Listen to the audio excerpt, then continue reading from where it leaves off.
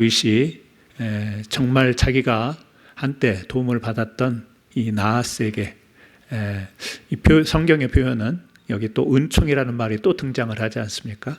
은혜를 입었고 그래서 조문단을 이렇게 보내게 되는데 이 나하스의 아들인 한운이라고 하는 이 암몬의 왕은 이 신하들이 자꾸 그렇게 이야기를 합니다. 저 조문객을 보낸 것은 그냥 보낼 리가 없어. 뭔가 꿍꿍이 속에 있을 거야. 의심하게 되죠. 마치 정탐꾼을 보낸 것처럼 그렇게 이 암몬에서는 여기고 또 한우는 그렇게 또 동조를 하고 그런 생각을 통해서 이제 다윗이 보낸 이 조문객들을 조롱하는 이런 내용이 오늘 읽은 내용 가운데 나오고 있습니다. 오늘 이 말씀을 통해서 우리가 모욕이라고 하는 것 잘 우리가 다루지는 않는데요. 오늘 우리가 예배하고 또 성경을 보지만 우리 생활 가운데 참 많은 것들을 겪으면서 경험하게 되는 이 모욕에 대해서 한번 좀 같이 생각을 해 보려고 합니다. 다윗은 순수한 마음으로 조문객을 보냈죠. 그래서 여기 2절에 다윗이 이르되 내가 나하스의 아들 한운에게 은총을 베풀되 자기도 은총을 베푼다 이 말입니다. 왜 그러냐면 그의 아버지 나하스가 나에게 은총을 베푼 것 같이 우리 지난 시간에 무비보셋을 이렇게 돌보고 챙기는 그런 내용을 봤지 않습니까?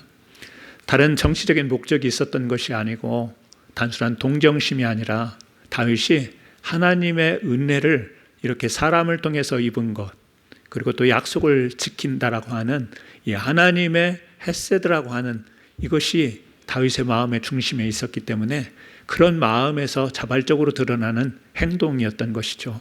여기도 똑같이 지금 이어서 그런 마음이 있는 겁니다. 내가 고마움을 입었어. 내가 그때 신세를 졌어. 참 고마워. 잊지를 못해. 그 마음을 간직했다가 이렇게 또 상을 당했다니까 죽었다고 하니까 조문을 이렇게 보내는 것 정말 다윗의 마음속에는 이 헤세드의 마음이 있습니다. 사실 이 헤세드라는 단어를 우리가 많이 사용하기는 하지만 유대인들이 쓰는 말 아니에요? 히브리어인데 우리 한국말 중에 이렇게 표현이 다른 나라, 다른 민족이 이해하기가 어려운 그런 단어가 있다고 그러죠. 그게 뭐냐면 화병이라고 하는 거. 그래서 세계 사전에 등재될 때 영어로 그냥 화병 이렇게 등재를 했다고 그래요.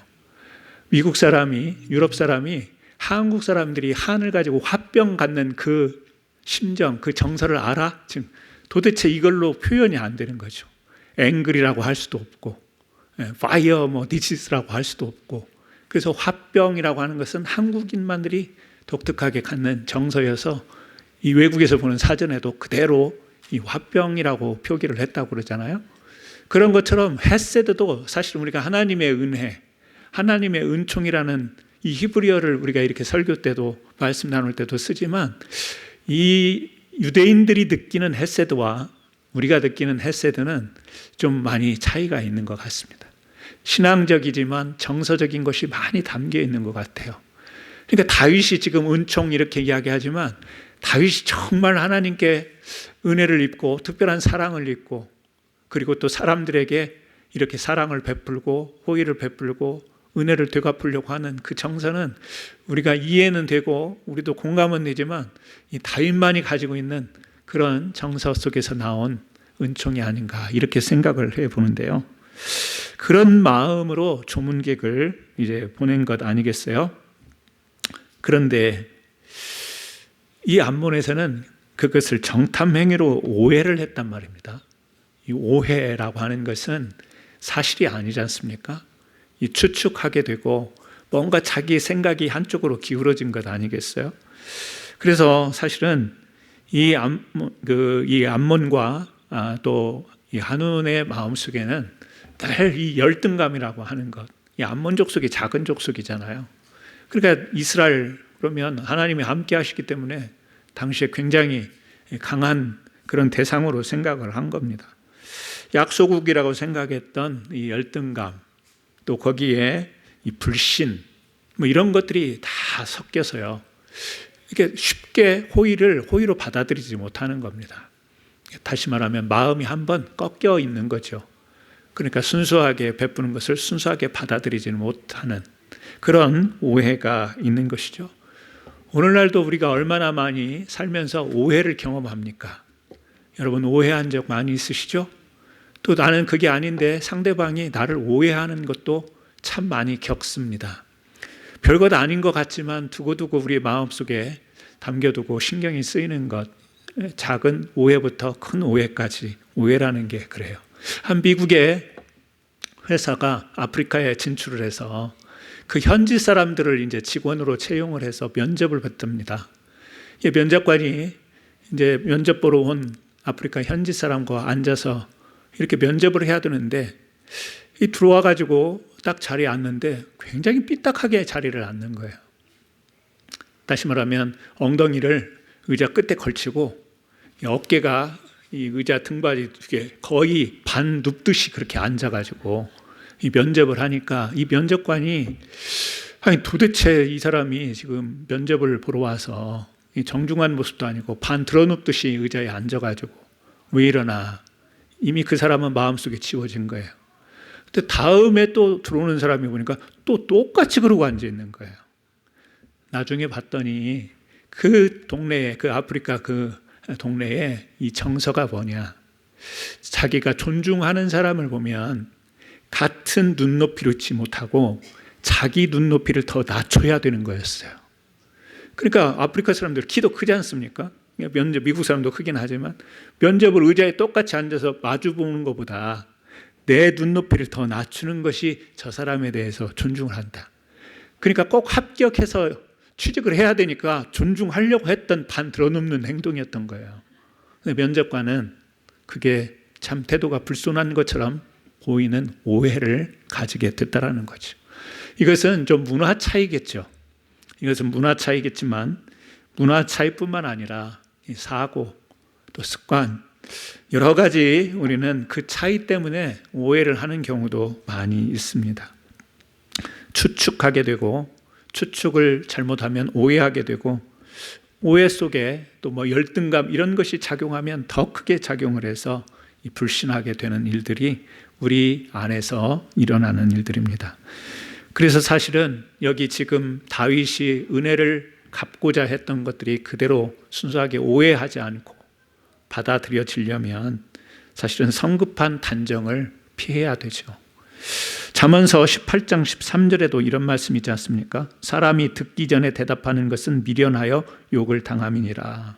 충분히 다 듣고 사리를 판단하고 그렇게 대답해야 되는데 딱 무슨 말 하니까 알았어 그러면서 미리 판단해버리는 이런 것들이 오히려 미련한 것이다.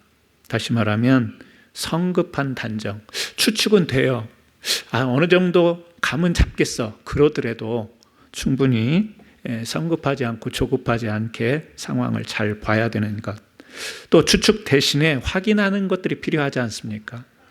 우리 막 그런 경우 많잖아요. 왜 오해했어? 내 말을 좀 끝까지 듣고 나한테 물어보지 직접. 왜 저 사람 말 듣고 오해했어? 나한테 직접 물어봤으면 내가 대답을 잘 해줬을 텐데. 이런 경우도 있지 않습니까? 직접 확인하는 것이 오해를 풀기도 하는 것이죠.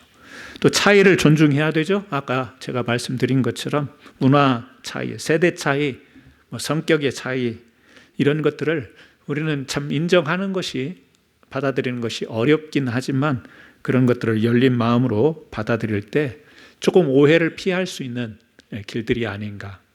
그래서 우리에게 다가오는 은혜 같은 것들이 있는데 그 은혜를 은혜로 여길 수 있는 그런데 내가 섣불리 이런 오해와 또 불신이 조장이 되어서 나중에는 더 큰 문제가 야기하는 이런 것을 피해야 되지 않을까 그렇게 생각하게 됩니다. 한우는 불신과 열등감을 넘어서 다윗이 보낸 이 조문객들을 어떻게 하냐면 모욕을 줍니다. 오늘 10장 4절에 읽었지만 이렇게 이야기하죠. 이에 한운이 다윗의 신하들을 잡아 그들의 수염 절반을 깎고, 수염의 절반. 그러니까 고대 때는 남자들의 어떤 존엄의 상징처럼 수염을 길렀다고 하는데 다 그랬는지 안 그랬는지는 모르겠지만 수염이 어떤 남자들의 어떤 신분, 명예, 존엄성 이런 걸 상징했다고 했는데 이 수염을 잘라버린 거예요. 근데 보면 수염 절반을 깎고 이랬는데 수염이 이렇게 있는데 이쪽 반만 절반만 깎은 건지 길었는데 여기 긴 것을 반절만 깎았는지 저 이게 되게 궁금하더라고요. 그러니까 긴 거를 반절만 잘랐으면 덜 모욕스러웠을 텐데 이렇게 긴데 이쪽만 잘랐으면 되게 모욕적일 것 같아요. 되게 모욕적이고 망신 줬을 것 같다는 생각이 들어요. 근데 여기 저는 또 처음 보는 단어가 나와요. 의복에 중동볼기까지. 이 볼기짝이라는 말은 알겠는데 이제 중동볼기, 중동에 사는 사람들의 볼기짝인지 중동볼기 반쯤 벗겨진 그런 상태인가 봐요. 그러니까 그 남자들의 그 위풍당당한 뭐 그런 모습들이 그래도 다윗 밑에서 신한데 사절단인데 총문객인데 그런 품위가 있지 않겠어요? 근데 수염도 잘라버려, 옷도 이렇게 여기 잘라버려서 하체가 드러나도록 하는 이런 모욕을 줬다. 지금 그 이야기지 않습니까? 우리 사람들은 자기가 존중받아야 되는 존재인 줄 알면서도 존중받아야 되고 존엄한 상대인 다른 사람에게 때로는 욕을 하기도 하고 또 존재 자체를 부인해버리는, 그러니까 모욕은 좀 사람에게 이렇게 욕 보이는 거죠. 욕을 하는 거죠. 그런데 이제 우리 모멸이라는 단어를 또 한자를 쓰지 않습니까? 모멸은 멸시, 아예 존재 자체를 저건 사람이 아니야 뭐 이런 식이겠죠. 저건 무슨 사람이 저럴 수가 있어. 저건 사람이 아니야. 이렇게 할 때 이제 더 심한 표현으로 우리가 모멸이라는 단어를 씁니다. 그런데 사실은 한운이 이 조문객 몇 사람을 붙잡고 이런 모욕을 주는 행동 같지만 그것은 보낸 이스라엘의 왕 다윗, 또 이스라엘 나라 전체 그 권위 그런 것들을 무시하는 거죠. 그것을 체제에 대한 어떤 또 아니면 신이라든지 어떤 체제라든지 이것을 또 모욕하는 욕하는 것을 이제 모독이라 그렇게 이야기를 하죠. 우리나라 말이 참 많아요. 모독, 모욕, 또 경멸, 모멸 막 이런 단어들이 다 이와 같은 맥락의 이야기 드리겠습니다. 그런데 가만히 생각해 보면 모욕이라고 하는 것은 사람을 대상으로 하는 거니까, 또 이 모멸이라는 것도 사람을 대상으로 하니까 이 사람 자체를 우리가 멸시하고 욕하고 존재 자체를 부인한다라는 것은 단순한 예절 문제가 아니죠. 하나님께서 우리 사람을 지으시고 물론 뭐 사람마다 그 행위와 도덕과 이런 부분들이 다 차이는 있겠지만 상대방의 존재를 부정한다라는 것은 사실은 이 죄에 가까운 것이다. 왜? 하나님의 이 존엄한 창조와 또 그리고 우리를 존재케 하신 그것을 어떻게 보면 부정하는 것이 되기 때문에 우리는 굳이 그렇게까지 이야기를 하지 않지만, 그래서 이런 이 모욕 주기가 서로에게 주고받는 그 공동체와 그 사회는 어떨까? 틈만 나면 어떻게 헐뜯고 틈만 나면 어떻게 하면 망신 주고, 여러분 그런 사회를 상상해 보셨겠어요? 근데 알게 모르게 우리 개인의 삶이긴 하지만 이런 것들이 분명히 존재한단 말이에요. 그래서 아바샤이 마갈릿이라고 하는 이 철학자이면서 제가 이런 용어를 사용합니다. 이 품위 사회라고 하는, 품위 사회라는 decent society라는 말을 합니다. 이 다른 말로 이제 풀이를 하자면 이 말이에요. 서로 모욕을 주지 않는 사회, 이것이 품위 사회다 이런 이야기를 합니다. 하지만 여러분, 우리가 품위를 지킨다고 해서 이 감정적인 거, 마음적인 거, 이것이 그렇게 겉으로는 품위를 지킬 수 있지만 이 감정은 미워하고 죽이고 싶고 경멸하고 이런 마음은 감출 수가 없는 거예요. 이 마음, 감정이라는 것은 쉽지 않기 때문에. 그래서 우리는 품위 사회를 유지하는 것이 바로 우리가 바람직한 사회라고 이야기는 할 수 있지만 궁극적으로는 그 사회를 이루기가 어렵습니다. 결국에 우리가 성경을 보면서 찾는 하나의 단어는 이 하나님의 은총, 하나님의 은혜, 헤세드, 여기로 우리가 들어가지 않으면 그 하나님의 헤세드라고 하는 것은 우리가 안 되어도 우리의 감정을 우리가 컨트롤이 안 되고 우리의 의지로도 안 되고 그래 좋게 생각해야지 좋은 마음 품어야지라고 했다가도 뒤돌아서면 화가 울컥 올라오고 화해했는데도 다시 마음이 복잡하고 이 감정이라고 하는 것은 요동치는 거기 때문에 사실은 우리의 의지로 우리의 결단으로 마음먹기로 되는 것은 아닌 것 같습니다.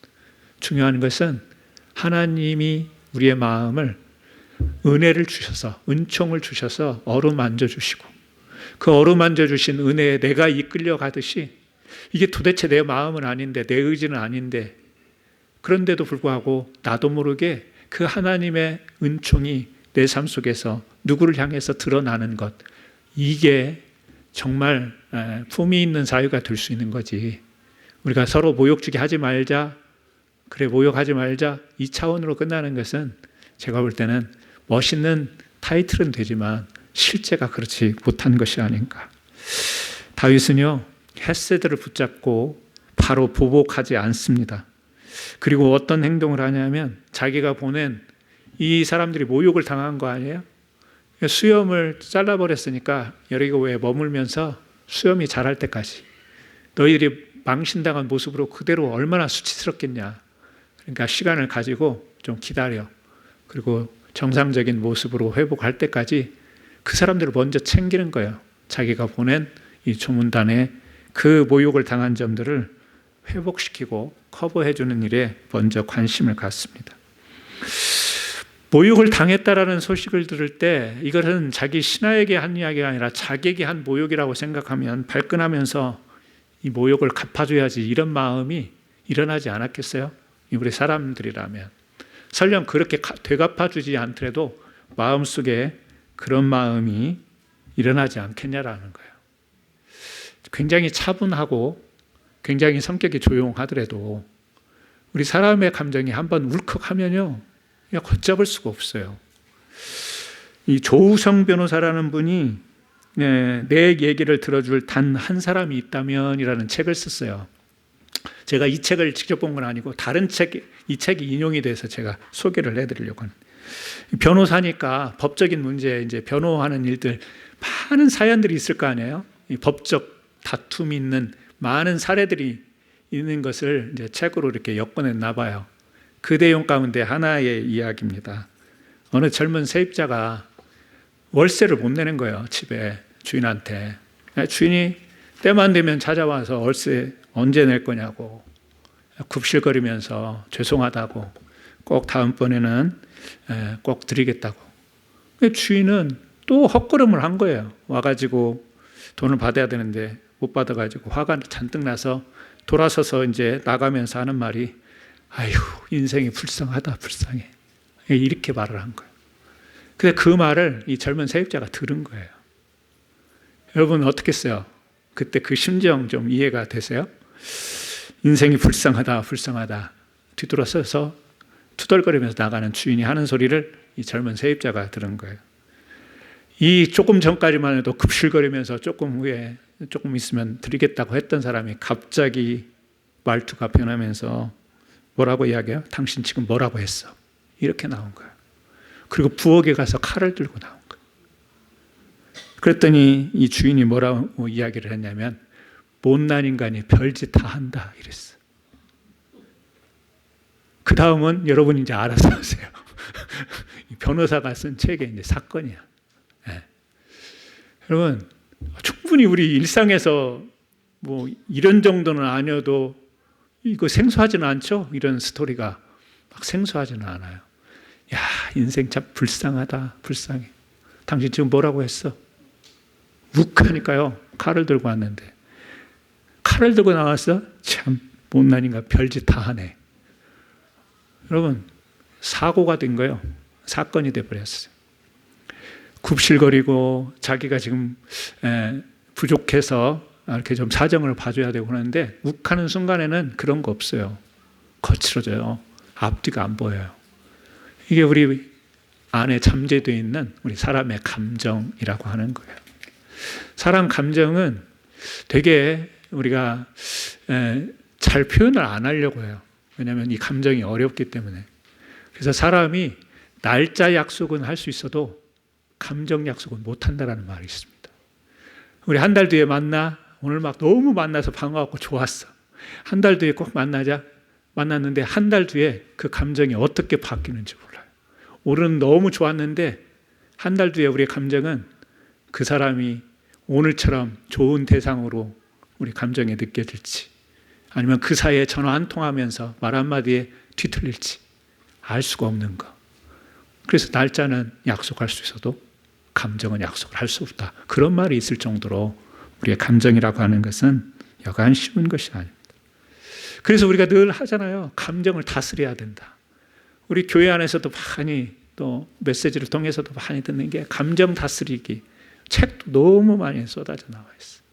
어떻게 하면 감정을 잘 다스릴 수 있을까?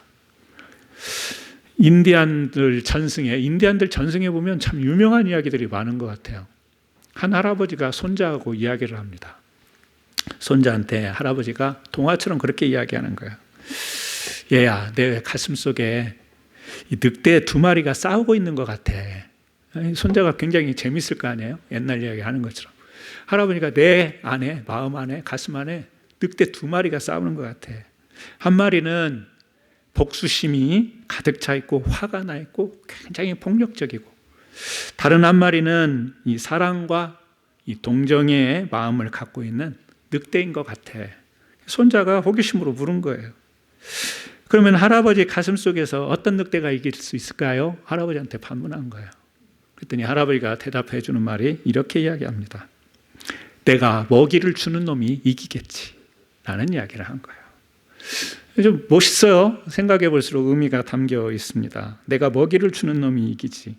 거치고 막 싸우려고 하고 복수심이 있고 막 이런 늑대가 있고, 순하고 사랑하고 뭐 이런 늑대가 있는데 지금 막 내 마음속에서 싸우려고 하는데 결국에 어떤 게 이기느냐? 내가 먹이를 주는 놈이 힘이 세져서 이기겠지. 다시 말하면 우리의 감정을 어디에 두느냐, 우리의 마음을, 우리의 감정을 어디에 두느냐, 어떻게 관리하느냐에 따라서 복수, 싸움 막 이럴 수도 있고, 또 사랑으로 돌보고 배려하고 이럴 수도 있다. 지금 그런 이야기 아니겠습니까? 다윗은요, 모욕을 받는 이 장면, 이 순간에 이 선한 늑대에게 먹이를 준 것 같아요. 시편 37편 7절에 여기와 연관된 말씀이 나옵니다. 주보 뒤에 나와 있죠? 우리 같이 한번 읽어보시면 좋겠습니다.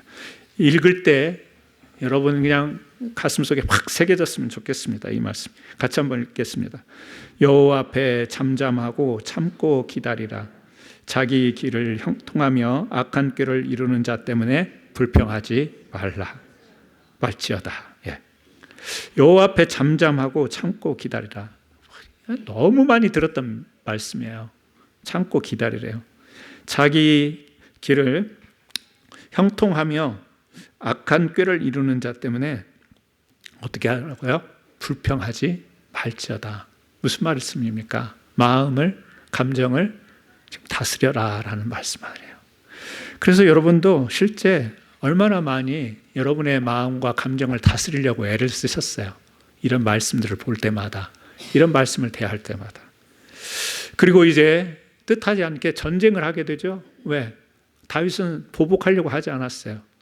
근데 암몬이 저 시리아 쪽에 있는 이 아람과 연합군을 형성해 가지고 먼저 대드는 거예요. 싸우는 거예요.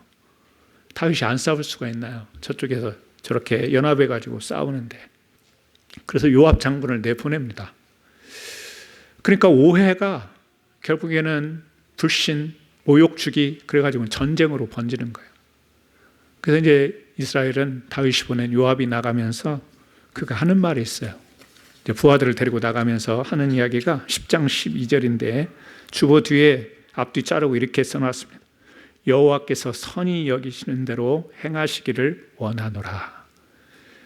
지금 보복하러 가는 심정이 아니에요. 싸우러 가고 전투해야 되기는 하지만, 암몬과 전투를 해야 되기는 하지만, 또 암몬군과 또 아람 함께 연합군을 싸워야 되기는 하지만 지금 보복의 심정으로 가는 것은 아니에요. 다윗의 똑같은 마음을 요압이 품고 있어요. 어떻게요? 여호와께서 선히 여기시는 대로 행하시기를 원하노라. 전쟁에 나가는데 선하다, 착하다 이런 단어를 쓰면 안 되는 거예요. 그건 사기의 충전에 힘을 빼는 용어예요. 야, 나가서 싸울 때 착하게 싸워라.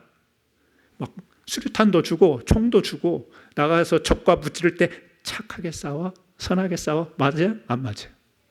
그런 군대 없어요. 이를 악물고 죽음을 무릅쓰고 가서 강하게 담대하게 싸우라 이래야 되는데 지금 이 말은 여호와께서 선히 여기시는 대로, 이 말은 착하게. 그러니까 우리가 싸우는 것 같지만 하나님이 비록 전쟁이고 전투이나 이 자체를 하나님이 은혜로 치러주셨으면 좋겠다. 그런 마음이 지금 이 구절 속에 담겨 있는 것 아니겠어요? 그러니까 여러분, 우리가 세상에서 살아가면서 자잘한 또 큰 오해도 받고 모욕을 당하고 망신도 당하고 그래요. 그때 욱하고 우리도 저걸 어떻게 망신 주지? 너 하나 줬으면 나 2개 줄 수 있어 라고. 나는 입이 없냐? 나는 뭐 사람이 없냐? 막 그런 마음이 부글부글 끓을 때 이러면 안 되지 라고 감정 다스리기를 할 텐데, 그 감정 다스리기가 우리의 심리적인 의지적인 작동으로는 안 된다니까요. 뒤돌아서면 막 더 복수심이 생기고, 그러니까 한 달 동안 잘 찾았는데 2달째 터져버린다니까요. 한 달째는 잘 참았어. 어젯밤 무슨 꿈을 꿨는지 오늘 만나가지고 터져버리는 거예요. 그런 일들이 많아요. 여러분, 안 그러면 모욕이라고 하는 것은 그렇게 단순한 이야기가 아닙니다. 그 모욕 뒤에 숨겨있는 감정이라는 것은 쉽지가 않습니다. 그래서 석가도, 불교에서 석가도 이런 이야기, 마음 다스리기를 이야기를 했다고 그래요. 누가 자기한테 막 욕을 하니까 열이 받을 거 아니에요? 근데 이제 이런 이야기를 합니다. 자기한테 욕한 사람에게, 당신 어떤 손님이 왔는데 정말 귀한 손님이 오면 음식을 차려서 대접할 거 아니냐. 대접하지. 근데 그 손님이 그 음식을 안 먹으면, 정성껏 준비한 음식을 어떻게 할 거야? 내가 먹어야지. 그치? 지금 네가 나한테 한 욕 내가 안 먹을 거야. 그럼 누가 먹어? 그 욕을? 네가 먹지. 내가 그 욕을 먹으면 너하고 나하고 같이 먹는 거야. 좀 그럴듯해요. 이해는 돼. 근데 정말 여러분, 내가 욕을 안 먹은 것처럼 생각하면 모욕을 안 당하는 건가요? 그러니까 이제 석가의 말을 들어보면 그럴듯하다, 일리 있다, 이렇게까지는 돼. 근데 내가, 저 사람이 나를 욕했는데 나한테 욕해서 나 욕 안 먹을 거야. 그런다고 내가 모욕이 안 되냐고, 망신이 안 되냐고. 안 되는 거예요. 그러니까 세상에 우리 감정 다스리기는 정말 여러 가지 예화로, 여러 가지 심리적으로, 철학적으로, 뭐 인류학적으로 별의별 이야기를 해도 이거는 정말 쉽지가 않은 거예요.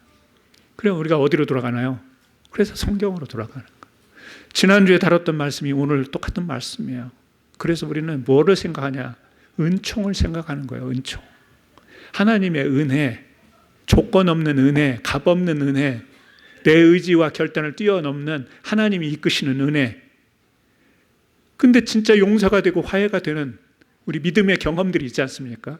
스르르 녹아버리는, 정말 보이지도 않는 그런 녹는 용서와 화해와 이해와 배려와 관용과 이런 것들이 하나님의 은총 속에 이루어지는 것을 우리가 경험하지 않습니까? 지금도 여러분들에게 원수가 있으십니까? 마음속에? 지금도 성경책을 펴놓고 여러분들 원수를 미워하는 마음이 있습니까? 없죠. 말씀을 따라야 되니 순종해야 되니 없어지기도 하고, 진짜 어느 날 보니까 하나님이 그런 마음을 다 녹여주셔서 없고, 하여튼 순종을 하기 위해서 이 말씀을 의무적으로 책임적으로 하기 위해서라도 내가 주의 말씀이니 진리의 말씀이니 순종하겠다라는 것도 하나님의 은총의 방편이고, 정말 내 마음이 녹아진 것도 하나님의 은혜의 방편이라고 할 때, 오늘 계속해서 다윗은 은총.